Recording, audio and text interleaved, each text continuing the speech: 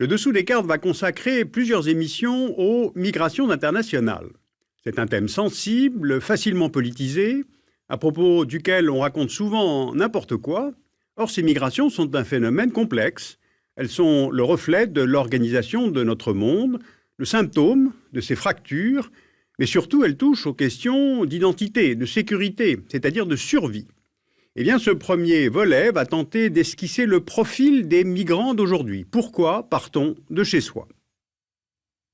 Selon la définition des Nations Unies, un migrant international est une personne qui se déplace pour au moins 3 mois vers un pays qui n'est pas son pays de résidence et pour des raisons qui ne sont pas liées aux loisirs, à la famille, au pèlerinage ou même aux affaires, au tourisme ou aux questions de santé. En 2009, il y aurait dans le monde environ 220 millions de personnes vivant loin de chez elles, légaux et clandestins confondus, ce qui fait à peu près 3,5% de la population mondiale.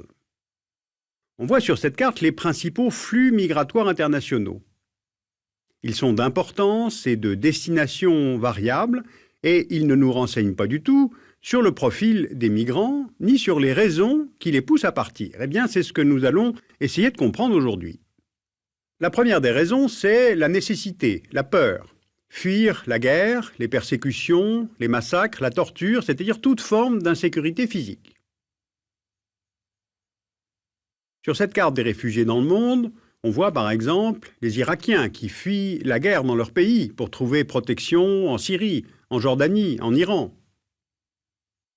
Ou bien les Afghans qui partent vers l'Iran et le Pakistan voisins qu'ils peuvent rejoindre à pied.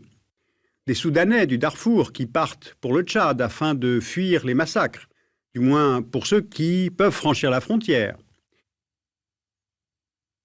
Et pour vous donner un ordre de grandeur, du fait des conflits ou des persécutions, à peu près 26 millions de personnes dans le monde sont déplacées dans leur pays et 11 millions sont des réfugiés, c'est-à-dire qu'ils sortent de leur pays d'origine pour aller dans un pays limitrophe. Et parmi eux, seule une petite minorité trouve asile dans un pays de l'OCDE. Regardons par exemple une carte de l'Europe. Elle localise les centres d'attente avant l'accès au territoire de l'Union et les centres de rétention à l'intérieur de l'Union européenne. On trouve là des personnes qui attendent que les autorités des pays d'accueil se prononcent sur leur statut futur de réfugiés et d'autres qui se sont vus refuser ce droit d'asile et donc attendent d'être expulsés.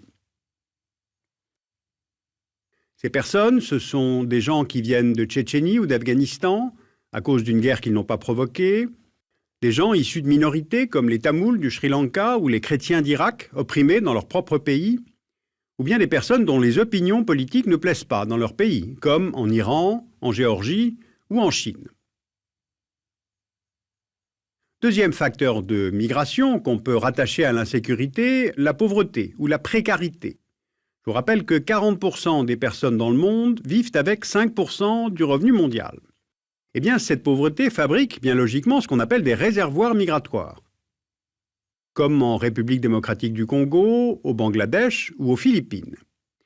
Et derrière ces chiffres, il y a l'absence de travail, de logement, pas assez à manger, la maladie, sans sécurité sociale, c'est-à-dire autant de mobiles tout à fait vitaux qui poussent les membres les plus solides de la communauté à aller chercher ailleurs les moyens de faire vivre leur entourage.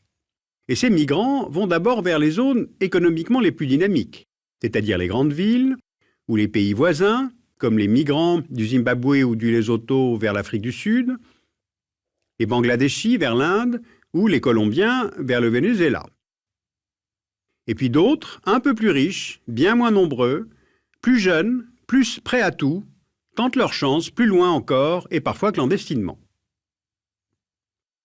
Regardons les principales routes migratoires clandestines qui convergent vers l'Europe.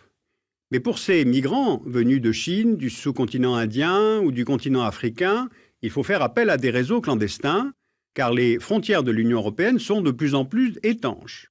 Le parcours est de plus en plus long, coûteux, dangereux, au point que de nombreux émigrants s'arrêtent en chemin dans des pays d'étape qui deviennent alors pays d'accueil.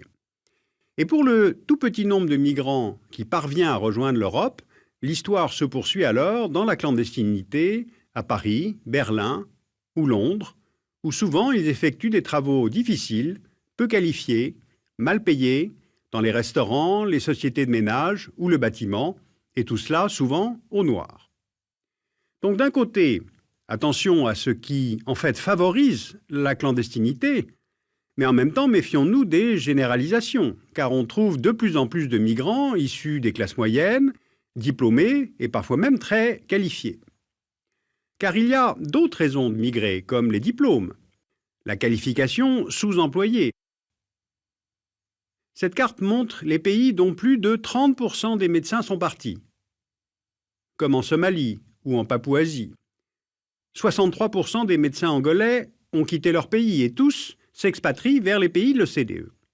Car pour eux, il ne s'agit pas forcément de chômage ou de pauvreté, mais de conditions de travail, de niveau de revenus, de perspectives professionnelles, en rapport avec une formation qui, en plus, a été financée par leur propre pays. Eh bien, on trouve ce type de migrants aussi bien dans les pays du Sud que dans les pays du Nord. Ils sont par exemple informaticiens indiens en Allemagne, allemands en Californie, des infirmières philippines au Royaume-Uni ou anglaises aux États-Unis, ou bien encore des ingénieurs algériens en France ou français dans les États du Golfe. Et puis il y a les migrants qu'on appelle pendulaires, c'est-à-dire qui rassemblent aussi bien des travailleurs frontaliers que des saisonniers. Ces migrants ne veulent pas s'installer dans le pays d'accueil, mais plutôt améliorer leurs revenus régulièrement ou ponctuellement. Ils viennent des pays du Maghreb, mais aussi souvent d'Ukraine, de Pologne ou de Roumanie, pour aller travailler sur des chantiers agricoles dans le sud de l'Europe, ou plus au nord, souvent dans le bâtiment. Autre facteur migratoire, les diasporas, car elles tissent des réseaux communautaires actifs, fortement intégrés, économiquement organisés, qui stimulent les mouvements migratoires au sein de ces communautés. La diaspora libanaise, chinoise, indienne un peu partout dans le monde, diaspora marocaine très implantée en Europe, diaspora philippine qui est un gros réservoir de main-d'œuvre mondiale sur les deux continents, et on pourrait ainsi multiplier les exemples, mais ce qu'il faut en retenir, c'est que d'un pays à l'autre, ces diasporas créent en somme un petit peu de solidarité. Aux personnes déplacées par les violences politiques s'ajoutent désormais des réfugiés dont le nombre va augmenter dans les années à venir, ceux qui vont fuir le changement climatique. D'après les Nations Unies, il pourrait être quelques 200 millions d'ici 2050, soit une quarantaine d'années. Ils viennent déjà des Tuvalu, de Polynésie, de Calédonie, bientôt des Maldives ou des Bahamas. Ils viendront aussi de zones de delta, comme celui du Gange, dont près de 60 millions de personnes devraient partir si la mer montait d'1 mètre, ou bien encore le delta du Nil, qui est évidemment tout à fait central à la stabilité d'un État comme l'Égypte. Voilà, j'ai voulu vous montrer brièvement la multiplicité des mobiles qui peuvent pousser quelqu'un à quitter son pays, la difficulté aussi qu'il y a à paramétrer tous les types de migration pour pouvoir en gérer et en contrôler les flux. Ces migrations procèdent pour la plupart de motivations très fortes que la construction de murs ou l'adoption de cadres légaux stricts ne suffiront pas à décourager. En diffusant dans le monde entier des images de pays riches, démocratiques, de grande liberté, où les biens de consommation sont accessibles à tous et la vie plutôt facile, la mondialisation a refabriqué un imaginaire d'Eldorado occidental qui est lui-même porteur de mouvements migratoires. Alors d'abord, contrairement à une idée répandue, les migrants ne sont pas toute la misère du monde et leur diversité est à l'image du monde qui les fabrique. Je vous propose de continuer cette étude dans un prochain Dessous les cartes où cette fois je vais me placer dans la logique des pays d'accueil, mais peut-être pouvons-nous déjà réfléchir à cette idée que désormais nous sommes dans une époque où les notions même de sédentarité et de nomadisme sont radicalement en train d'évoluer. Alors sur ce thème complexe, vous pouvez lire utilement un rapport de l'OCDE en version anglaise. C'est le profil des grandes migrations internationales au XXIe siècle. Vous pouvez lire aussi le livre La planète migratoire dans la mondialisation.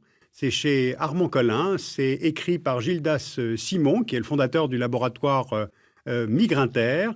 Vous pouvez lire aussi et regarder l'atlas édité par Le Monde et la Vie, l'atlas des migrations, avec beaucoup de cartes, beaucoup de données, et puis la réédition actualisée de l'atlas des migrations dans le monde chez autrement. N'oubliez pas aussi de revoir le film In This World, le film de Michael Winterbottom. Et puis, vous pourrez découvrir Eden à l'Ouest de Costa Gavras, également un film consacré aux migrations. Voilà, toutes ces références, vous pouvez les retrouver sur le site du Dessous des cartes et également des références en langue allemande.